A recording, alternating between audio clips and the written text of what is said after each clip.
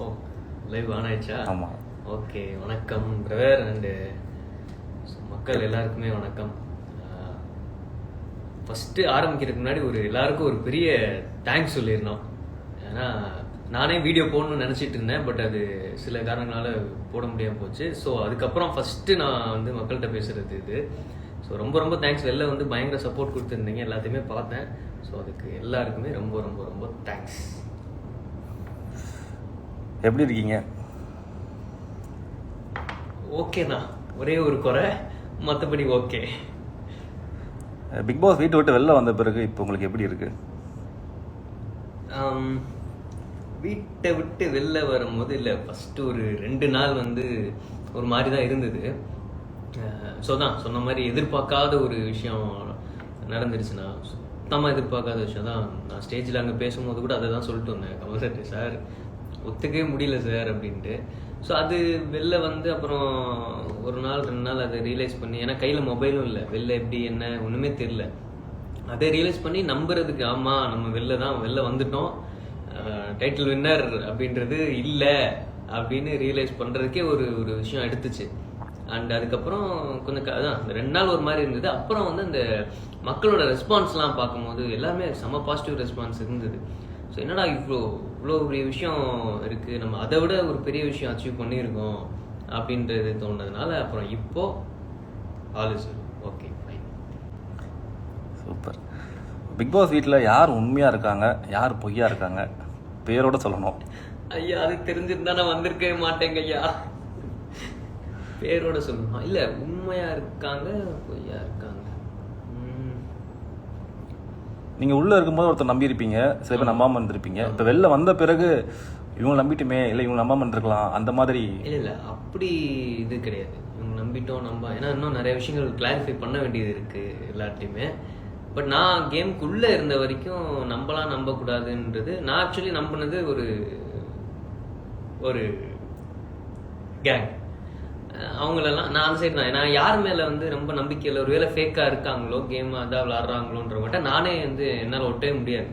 And so விஷ்ணுக்கு எனக்குமே ஃபர்ஸ்ட்லேருந்தே set ஆகாது. ஐ மீன் நிறைய இதில் சொல்லியிருக்கேன், அவர் உண்மையாக இருக்கலாம் பட் ஃபேக்காக இருக்க மாதிரி எனக்கு தோணுது அப்படின்ட்டு. ஸோ நீங்கள் கேட்குறது வந்து எனக்கு விஷ்ணு தோணும். உள்ளே இருந்த வரைக்கும் விஷ்ணு ஃபேக்காக இருக்காரு அப்படின்னு தோணியிருக்கு. அண்ட் அண்ணன் வந்து தினேஷ் அண்ணன் வந்து கேமுக்காக சில விஷயங்கள் அந்த மாதிரி நடந்துக்கிறாரு அப்படின்றது இருக்கு. அவரால் இல்லாமல் மாறிடுவார், அந்த மாதிரியான விஷயம் தினேஷ் அண்ணன், விஷ்ணு, அர்ச்சனா வந்து ஸ்டார்டிங்கில் அப்படிதான் எனக்கு தோணுச்சு. டுவர்ட்ஸ் நான் கடைசி அந்த ஒரு வாரம் இருக்கும் போது எனக்கு வேற ஒரு வைப் அர்ச்சனா கூட கனெக்ட் ஆச்சு. பட் அதுக்கு முன்னாடி வரைக்கும் எனக்கு தோணும் சில சமயம் அர்ச்சனா வேணும்னே பண்ணுறாங்களோ அப்படின்னு தோணும். பட் ஆனால் அந்த லாஸ்ட் 1 வீக்ல வந்து இல்லை, ஏதோ ஒரு நல்ல பாண்டு. போகும்போது கூட அவர் சொல்லிட்டு இருந்தா, ஒன்றும் பிரச்சனை இல்லைடா, போயிட்டு வரலாம், சரியாயிரும் அப்படி இப்படின்ட்டு. ஸோ நல்ல பாண்ட் இருந்தது. அப்புறம் வேற யாருமே அப்படி ஃபேக்காக இருக்காங்கன்ற மாதிரி எதுவும் தோணலை. அதான் கிளாரிஃபை பண்ணாமல் சில விஷயங்களும் சொல்லக்கூடாதுல்ல, அதனால சில விஷயங்கள் பற்றி நான் பேசலை. ஸோ அதனால அவ்வளோதான். பட் உள்ளே இருந்த வெளில வந்ததுக்கப்புறம் நான் எதுவுமே பார்க்கல, ஆக்சுவலி எபிசோட்ஸ் எதுவுமே பார்க்கல. சின்ன சின்ன ப்ரோமோஸு, அப்புறம் வந்து அந்த மீம்ஸ், இந்த மாதிரியான விஷயங்கள் மட்டும்தான் பார்த்தேன். ஸோ இப்போ உள்ள என்ன நடக்குதுன்றது எனக்கு எதுவுமே தெரியல. பட் அவ்வளோதான், உள்ளே இருந்த வரைக்கும் அந்த 3 பேர் ஃபேக்காக இருக்கான். ஃபேக் இந்த சென்ஸ் வந்து கேமுக்காக ஒரு விஷயம் அப்படின்னு. ஸோ இப்போ இருக்கிற கண்டஸ்டன்ஸில் யார் ரொம்ப ஸ்ட்ராங்கான கண்டஸ்டன்ட்னு நீங்கள் நினைக்கிறீங்க? ஸ்ட்ராங்கான, சைலண்டாக ஸ்ட்ராங்காக இருக்கிற மாதிரியான கண்டஸ்டன்ட் வந்து மாப்பிள்ளை விஜய் வர்மா சொல்லலாம். ஏன்னா எனக்கு அவர் வந்த ஒரு வாரத்தில் எனக்கு தோணிகிட்டே இருந்த விஷயம், இவர் வந்துடுவாரோ அப்படின்ற மாதிரி ஒரு ஸ்ட்ராங்காக ஒன்று தோணுச்சு. ஏன்னா கேரக்டர் வைஸும் சரி. ஸோ அவர் வந்து சைலண்டாக ஸ்ட்ராங்காக இருக்கிற ஒரு கண்டஸ்டன்ட்னு எனக்கு தோணுது. மற்றபடி வந்து விச்சு மம்மி வந்து நான் நினைக்கவே இல்லை. ஸ்டார்டிங்கில் வந்து விச்சு மம்மி ஒரு இவ்வளோ ஸ்ட்ராங்கான பிளேயர் அப்படின்றது யாருமே நாங்கள் நினைக்கல. பட் அவங்க ஒவ்வொரு இதையும் தாண்டி வந்து இவ்வளோ தூரம் நிற்கும் போது எனக்கே வந்து அவங்க செம்ம ஸ்ட்ராங்கான பிளேயர் தான். எவ்வளோ இது வந்தாலும் அவங்க என்ன கேம் விளாட்றாங்களோ தெரில, பட் அவங்க சம்திங் அஸ் அ பிளேயராக பார்க்கும்போது அவங்க ஸ்ட்ராங்கான பிளேயர் அப்படின்னு சொல்லி தோணுது. வேற வந்து இவங்க 2 பேர். அந்த 5 ஃபினாலிஸ்ட் யார் வருவாங்க நீங்கள் நினைக்கிறீங்க? விக்ரம், உள்ள இருக்கிறவங்கள உள்ள இருக்குல்ல ஆக்சுவலி அங்கே பேசும்போது இதான் பேசிப்போம் நாங்களே. யார் இருப்பா, நான் இருப்பேங்க எப்படின்னாலும் அப்படின்னு சொல்லிட்டு இருப்பேன். உள்ளே இருக்கவங்கள இப்போ யார் இருப்பானா சொன்ன மாதிரி விஜய் வருமா இருப்பார் அப்படின்னு நினைக்கிறேன். அப்புறம் வந்து வேற ஆக்சுவலி உள்ளே உட்காந்து பேசும்போது சில நாங்களே முடிவு பண்ணி வச்சிருந்தோம் அத்தனை பேர் இருப்பாங்கன்னு. பட் இப்போ சில சுச்சுவேஷன்னால சில பேர் சொல்ல முடியல அவங்க. அப்புறம் வந்து தினேஷ் அண்ணன் இருப்பாருன்னு தோணுது, அர்ச்சனா இருப்பா அப்படின்னு தோணுது. இன்னும் 2 பேர் வந்து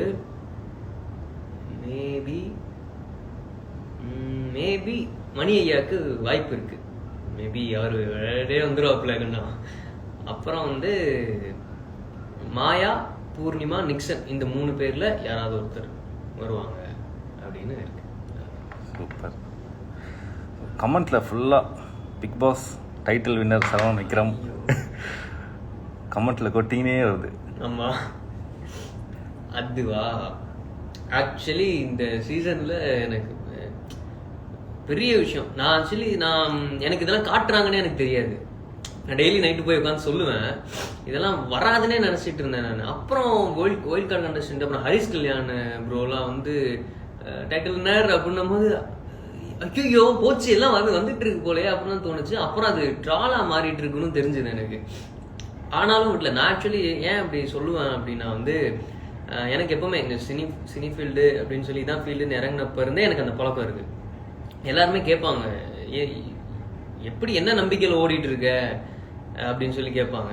எனக்கு ஒரே ஒரு விஷயம் மைண்ட்ல இருக்கும். நான் அப்படி நினைச்சுப்பேன், இன்னும் ஒரு 2-3 வருஷத்துல நம்ம இந்த இடத்துல இருப்போம், இந்த மாதிரி ஒரு டெலிவிஷன்லயோ இல்ல படத்துல நடிச்சிட்டு இருப்போம் மைண்ட்ல வந்து ஃபிக்ஸ் பண்ணி வச்சிருவேன்.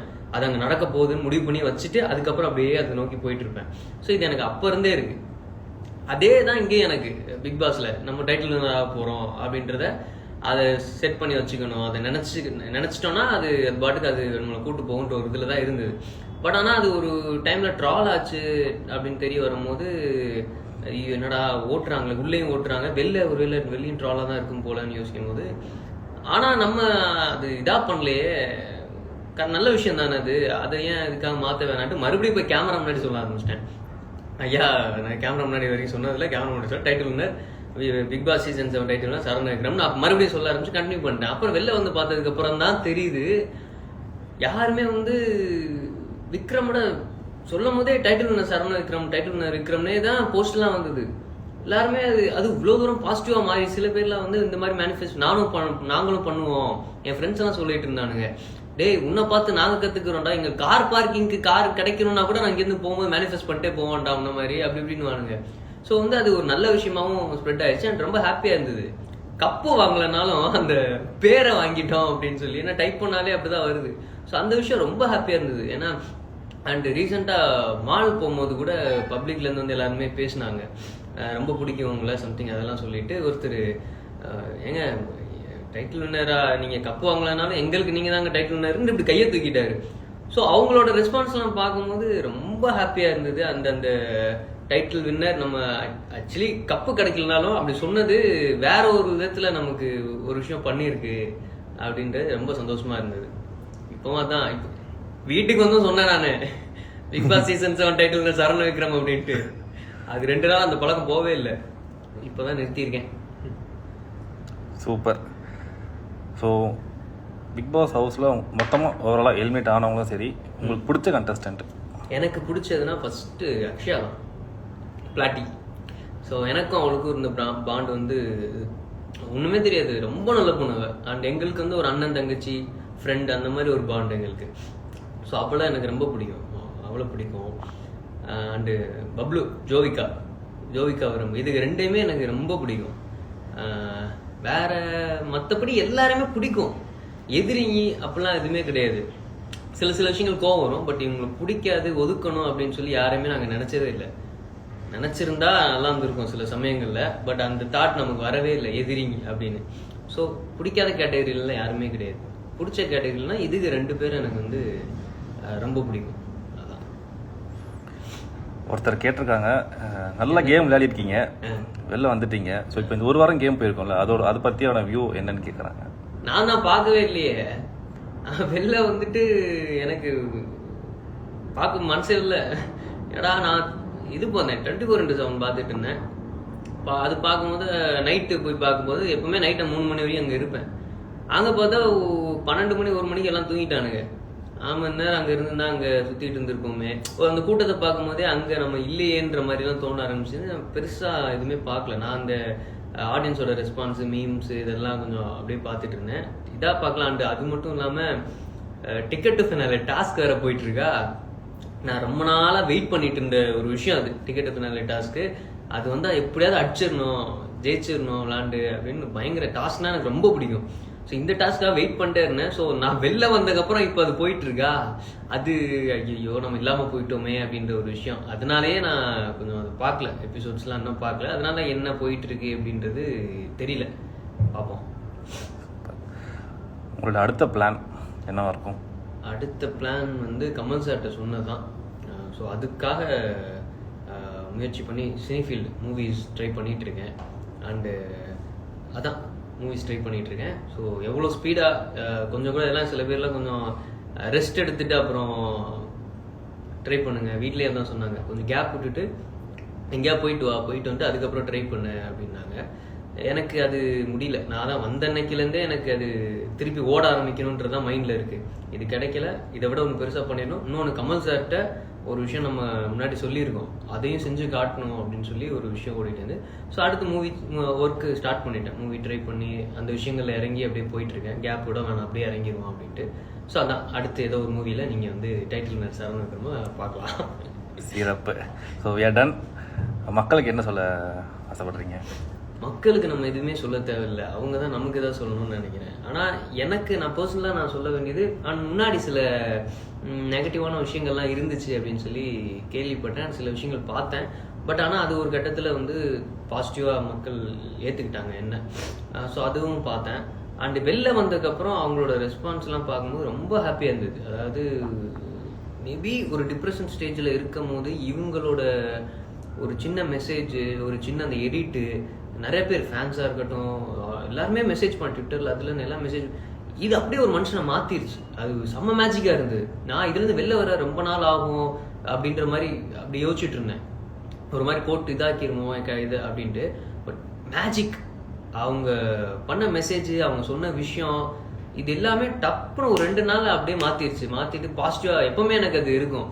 ஏதாவது ஒரு பாசிட்டிவாக ஏதாவது ஒரு வீடியோ போஸ்ட் பண்ணுறோன்னா, பாசிட்டிவாக கமெண்ட் பண்ணுறாங்கன்னா டப்புன்னு என்ன பிரச்சனை இருந்தாலும் மைண்டு மாறிடும். ஸோ அந்த விஷயம். அண்டு அது என்னன்னா, இது எல்லாத்துக்குமே, அதாவது நெகட்டிவான ஒரு விஷயத்த, நெகட்டிவ் கமெண்ட்ஸாக இருக்கட்டும், ஒருத்தரை பற்றின பேசுகிற உள்ள பிக் பாஸ்க்குள்ளேயா இருக்கலாம், எங்கே இருந்தாலும் சரி, நெகட்டிவான சொல்கிற விஷயங்களை அதோட என்ன சார் அந்த லிமிட்டை வந்து கம்மி பண்ணிக்கலாம். கம்மி பண்ணிட்டு பாசிட்டிவ் கமெண்ட்ஸ் வந்து கொஞ்சம் எல்லாமே பாசிட்டிவாக, நெகட்டிவ் கமெண்ட்ஸாக இருந்தாலுமே அது ஒரு பாசிட்டிவ் வேலை சொல்கிற விஷயம் அந்த மாதிரி சொல்லலாம் இல்லையா. அது மட்டும், ஏன்னா சில விஷயங்கள் பார்ப்பேன், எனக்குன்னு இல்லை, மற்ற வெளில வந்து நிறைய விஷயங்கள் பார்த்தேன், ஒருத்தரை பற்றின வந்த நெகட்டிவ் கமெண்ட்ஸ் இது எல்லாமே. ஸோ அதை வந்து பண்ணலாம், மக்கள் வந்து எப்படி பார்க்குறாங்களோ அப்படி தான் சொல்லுவாங்க. பட் இருந்தாலும் அதையும் சில பாசிட்டிவ் வேலை கொஞ்சம் ரொம்ப இதாக இல்லாமல், ரொம்ப ஹர்ட் பண்ணாமல் அது அப்படி சொன்னால் பெட்டர் இருக்கும். அண்ட் வந்து இதை சப்போர்ட் பண்ணுங்கள். இது பெரிய மேஜிக். ஒருத்தர் வந்து நீங்கள் நல்லா பண்ணுறீங்க, இல்லை உங்களுக்கு ஒன்றும் இல்லை, சூப்பராக பண்ணீங்க அப்படின்னு ஒரு சின்ன ஒரு இது வந்து ஒருத்தனோட மைண்ட் செட்டே, ஒரு லைஃபே மாற்றக்கூடிய மேஜிக் வந்து அவங்ககிட்ட அவங்க சொல்கிற அந்த பாசிட்டிவ் கமெண்ட்ஸில் இருக்குது. ஸோ அது எனக்கு கொடுத்ததுக்கு ரொம்ப ரொம்ப தேங்க்ஸ், அதுதான் சொல்லணும். அவ்வளோதான். சரவண விக்ரம் வெளியில் வந்து பார்த்தீங்கன்னா தினேஷ், அர்ச்சனா அண்ட் விஷ்ணு இவங்க 3 பேர்த்தையுமே பழி போடுற மாதிரி தான் இருக்குது. அவங்க தான் ஃபேக்குன்னு சொல்கிற மாதிரி. அண்ட் இதை பற்றி உங்களோட கருத்தை நீங்கள் தெரிவிக்கலாம்.